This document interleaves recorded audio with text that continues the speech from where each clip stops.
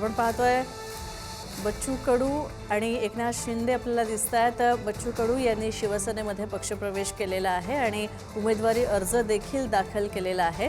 तर बच्चू कडू यांना उमेदवारी देण्यात आली होती, त्यांच्या नावाची घोषणा करण्यात आली होती। तर आता अर्ज भरण्यासाठी बच्चू कडू सुद्धा दाखल झालेले आहेत विधान भवन परिसरामध्ये। तर बच्चू कडू हे आता विधान परिषदेसाठी उमेदवारी अर्ज दाखल करतायत।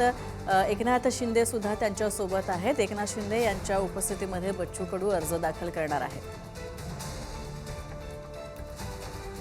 तर अर्ज दाखल करण्यासाठी अवघे काही वेळच उरलेला आहे आणि बच्चू कडू हे दाखल झालेले आहेत। उमेदवारी अर्ज ते भरणार आहेत विधान परिषदेसाठी आणि यावेळी एकनाथ शिंदे उपस्थित आहेत। नीलम गोऱ्हे सुद्धा अर्ज दाखल करतायत। तर यावेळी कडेकोट पोलीस बंदोबस्त सुद्धा तैनात करण्यात आलेला आहे।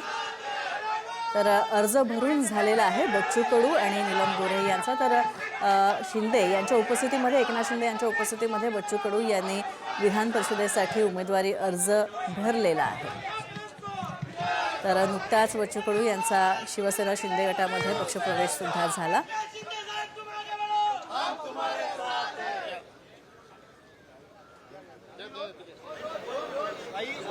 निवडणूक बिनविरोध पार पडणार असं स्पष्ट दिसतंय। उमेदवारी अर्ज भरत काय भावना नक्की आहे तुमच्या मनात?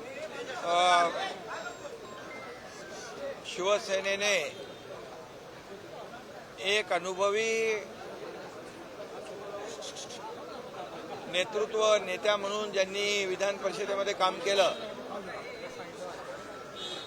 आणि दुसरा गोरगरिबांसाठी न्याय हक्कासाठी लढणारा आक्रमक नेता, असे दोन उमेदवार आम्ही दिले।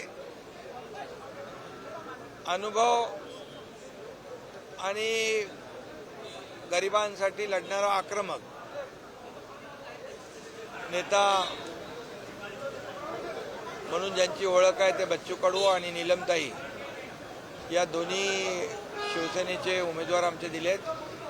त्यांनी गेल्या अनेक वर्षाचा त्यांचा कामाचा अनुभव गोरगरिबांसाठी सर्वांसाठी अन्यायाविरुद्ध लढण्याची शिकवण हिंदू हृदय सम्राट बाळासाहेबांनी दिली। बाळासाहेबांचे धर्मवीरांचे विचार घेऊन आम्ही पुढे जातोय आणि एक विचार आणि मुद्दे एकत्र आलेले आहेत आणि गोरगरीब, शोषित, दलित, पीडित, दिव्यांग सगळ्यांसाठी शिवसेना नेहमी पुढे असते आणि म्हणून बच्चू भाऊंनी देखील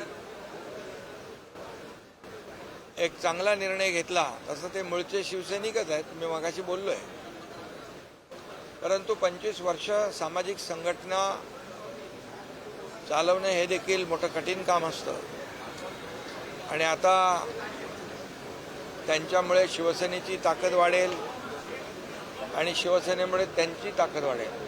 काँग्रेसचे हर्षवर्धन सपकाळ म्हणतात की उमेदवार न देण्याचं कारण जे अंतरात्म्यातनं आवाज आला की उमेदवार देऊ नये। काय अंतरात्म्यातनं आवाज आला की उमेदवार देऊ नये म्हणून काँग्रेसने उमेदवार दिला नाही।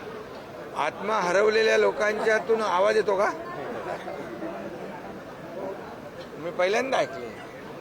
मग 2019ला अंतरात्मा कुठं होता?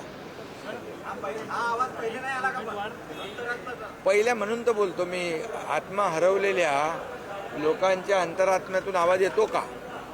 मग 2019ला तुम्ही म्हणाला तेच मी विचारतोय, तेव्हा अंतरात्म्याचा आवाज कुठं होता? जाऊ दे, ते विषय सोडून द्या, ठीक आहे। चांगल्या खेळीमेळीच्या वातावरणात निवडणूक होते आहे, बिनविरोध होते आहे आणि त्यामुळे सर्व पक्षांचं देखील स्वागत केलं पाहिजे, पक्षांना धन्यवाद दिले पाहिजे सर्व पक्षांना।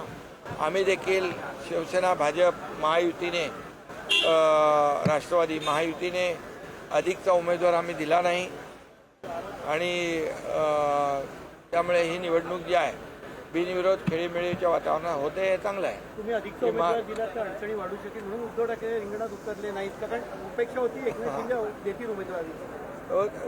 आता लढाईची वेळ येते तेव्हा कोणाला तरी पुढं करतात. तुम लढो हम कपडा सांभाळतो असं काही लोक करतात. जाऊ द्या, त्यांच्या पक्षाचा विषय आहे तो अंतर्गत, त्याच्यावर मला काय भाष्य करायचं नाही. पण मी एकच सांगतो की सगळ्यांनी समंजसपणाची भूमिका घेतली, काँग्रेसने देखील घेतली आणि म्हणून ही निवडणूक बिनविरोध होती आहे. धन्यवाद.